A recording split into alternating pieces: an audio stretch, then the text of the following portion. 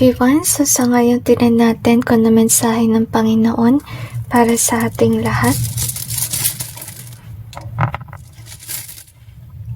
We have this in reverse. We also have this one. We got my angel in either way. We also have the temperance. So, I'm really sensing hater vibe honestly. So, I have this one in either way. At naging upright siya. Okay? So far, itong mga tao na to na haters mo, gusto sabihin ng Panginoon na huwag kang masyadong mag-alala about them. Gusto ng Panginoon na maging focus ka lang sa iyong work, sa iyong career, para maging balance at hindi dramatic yung iyong buhay. Kasi yung mga tao yan, iniiwasan nila yung Panginoon. Okay?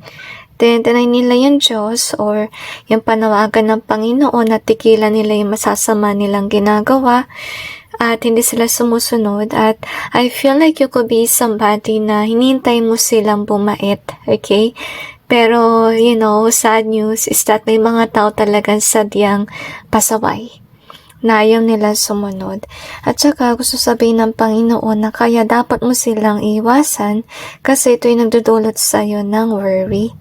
Okay? At dahil dito sa worry na to, nangyari yan is hindi ka na makapag-concentrate sa iyong work.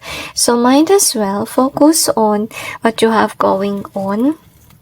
At saka kaya sila ganito kasi maybe you are someone na maganda yung iyong vibe. Maybe there's somebody who works for evil. And that's the reason why against sila sa'yo. Okay? So, anyway, that's it guys with regards to today's reading. I just hope this may give you some insight and awareness about your situation. And God bless all of you.